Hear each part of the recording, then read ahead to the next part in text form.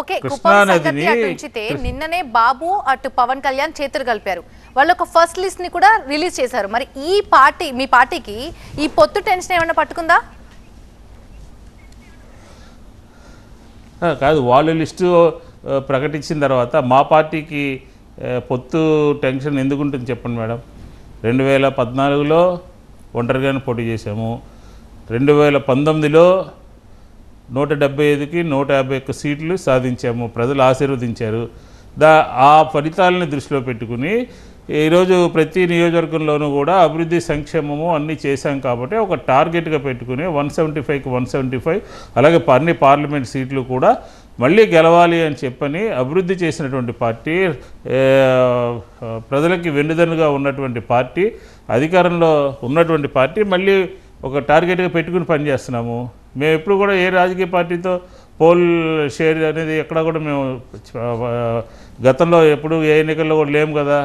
చంద్రబాబు నాయుడు గారు ఉన్నారు, తెలుగుదేశం ఉంది అనేక సందర్భాల్లో, 30 ఏళ్ల చరిత్రలో అన్ని రాజకీయ పార్టీలతోనూ, ఆఖరికి కాంగ్రెస్ పార్టీతో కూడా అది ఎలయన్స్లో ఉండి వచ్చినటువంటి పార్టీ. కాబట్టి ఆ ఎలయన్స్ ఓట్లు పొత్తులతో వెళ్ళాలనే ఆలోచన మాకు లేదు, టెన్షను లేదు. అంటే మీరు చూసుంటారు ఈరోజు రాష్ట్రంలో నలుదిక్కుల ఉత్తరాంధ్ర, కోస్తాంధ్ర, రాయలసీమ, పల్నాడులో రేపు పెట్టబోతున్నటువంటి సభ నభూతో నభవిష్యత్ అన్నట్టుగా అన్ని నియోజకవర్గాల్లో 175 నియోజకవర్గాల్లో ఉన్నటువంటి కార్యకర్తలందరూ కాల్ తీసుకొని కంటిన్యూ చేద్దామండి. చారి గారు, ఎస్ ప్లీజ్. నమస్తే అండి ప్రతిభ గారు. నమస్తే అండి. ఎస్ అండి, మైసెల్ఫ్ విషిత. చెప్పండి చారి గారు. రిషిత గారు నమస్తే. ఎస్ నమస్తే. విష్ణు గారు నమస్తే అండి, బాగున్నారా? నమస్తే నమస్తే నమస్తే సార్, బాగున్నా సార్. ఇప్పుడు నా యొక్క 5 క్వశ్చన్లు ఉన్నాయి, మీరు 5కి మిస్ అవ్వకుండా ప్రతిదానికి ఆన్సర్ చెప్పాలి సార్.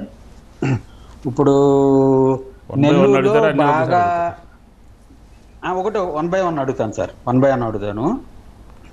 నెల్లూరులో వైసీపీకి అక్కడ కొంచెం క్యాండిడేట్లు లేరు, కొంచెం అక్కడ కొద్దిగా టఫ్ ఫైట్ అని చెప్పి సర్వేల ద్వారా వింటున్నాం. ఎందుకు జగన్ గారు 2 కాన్స్టిట్యున్సీల్లో పోటీ చేయకూడదు? అదొక క్వశ్చన్. ఇంకొకటి, వైసీపీ మేనిఫెస్టో రిలీజ్ చేయడానికి ఎందుకు సమయం పడుతుంది? 2వ క్వశ్చన్ సార్. 3వ క్వశ్చన్ ఏంటంటే, ఇప్పుడు 2019లో వైసీపీ వచ్చిన తర్వాత షర్మిల గారికి ఏదో ఒక ఎమ్మెల్సీ సీటు ఏదో ఇస్తే ఆవిడ అందులోనే కంటిన్యూ అయ్యేవాళ్ళు కదా.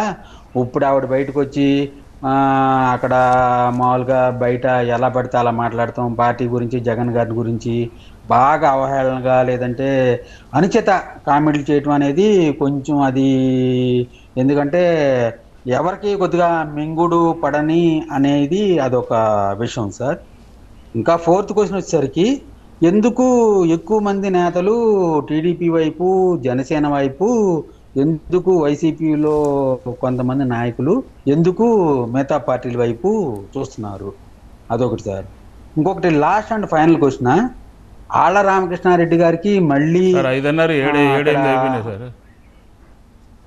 ఇది last one sir, last one ఇది ఆళ్ల రామకృష్ణారెడ్డి గారికి మళ్ళీ అదే కాన్స్టిట్యున్సీలో సీట్ ఇస్తారా, లేదంటే ఇంకా వేరే చోట ఏమన్నా ఇవ్వడానికి అవకాశం ఉందా?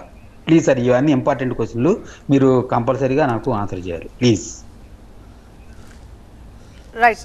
చారి గారు, ఇప్పుడు ఫస్ట్ లాస్ట్లో మీరు అడిగింది ఆళ్ల రామకృష్ణారెడ్డి గారికి సీట్ ఇస్తారా అని అడిగారు. అక్కడ ఆల్రెడీ వేవర్స్కి సంబంధించినటువంటి ఆ ప్రాంతంలో, మంగళగిరి ప్రాంతంలో వేవర్స్ సంబంధించినటువంటి వారిని ఒకరిని సెలెక్ట్ చేసుకోవాలి అని చెప్పి పార్టీ ఆలోచన చేస్తూ ఉంది. దాని మీద ఒక కొద్ది రోజుల్లోనే తుది నిర్ణయం తీసుకుంటారు. అక్కడ రామకృష్ణారెడ్డి గారు అక్కడ ఆ ప్రాంతంలో, గుంటూరు జిల్లాలో వైఎస్ఆర్ కాంగ్రెస్ పార్టీ ఎక్కడెక్కడ పోటీ చేస్తుందో ఆ ప్రాంతాల్లో గెలిచేటటువంటి బాధ్యతని ఆయనకు అప్పచెప్పడం జరిగింది. ముఖ్యమంత్రి గారు స్పష్టంగానే చెప్పడం జరిగింది. రెండో క్వశ్చన్ ఏంటంటే షర్మిల గారి విషయం. సరే, రాజకీయాల్లో ప్రతి ఒక్కరికి కూడా ఏ ఒక్కరు 2-3 కూడా కలిసి ఉండేటటువంటి పరిస్థితి లేదు. అలాగే కుటుంబంలో కూడా కొన్ని ఇష్యూస్లో విభేదించి ఆవిడ తెలంగాణకు వెళ్ళడం జరిగింది, తర్వాత కాంగ్రెస్కి వెళ్ళడం జరిగింది. ఇవన్నీ కూడా ఏంటంటే కాలమే కొన్నిటి ప్రశ్నలకి సమాధానం చెప్తే పరిష్కరిస్తాయని చెప్పి. కాబట్టి ఇంకోటి ఏంటంటే మేనిఫెస్టో గురించి అడిగారు.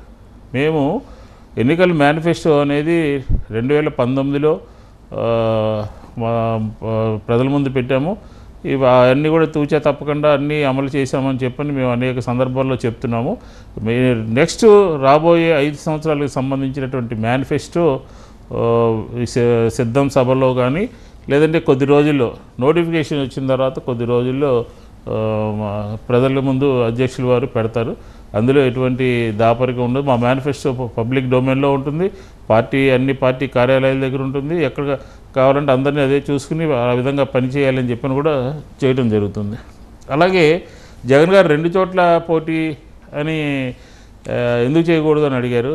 ఎప్పుడు కూడా జగన్ గారు కానీ ఆయన ఫాదర్ వైఎస్ రాజశేఖర రెడ్డి గారు కానీ ఒకటే పులివెందుల నుంచే వారు ఎన్నికల్లో శాసనసభకు కానీ పార్లమెంటుకు కానీ పోటీ చేయడం జరుగుతుంది. అది 2 చోట్ల పోటీ చేయటం అంటే ఉన్నటువంటి స్థానికంగా ఉన్నటువంటి ప్రాంతంలో గెలుస్తామా లేదా అనే ఒక సంశయంతో మాత్రమే ఆ రకంగా తీసుకుంటారు. అదేనమాట. నెల్లూరులో క్యాండిడేట్ గురించి చెప్పారు. మేము ఆల్రెడీ అన్ని జిల్లాలు అన్ని నియోజకవర్గాలు దాదాపుగా 90% పైగా అభ్యర్థుల్ని ఖరారు చేయడం జరిగింది. శాసనసభకు కానీ లోక్సభకు కానీ. అక్కడ చిన్న కన్ఫ్యూజన్ వచ్చింది. అది కూడా నిన్న విజయసాయి రెడ్డి గారు ఒక స్టేట్మెంట్ ఇచ్చారు.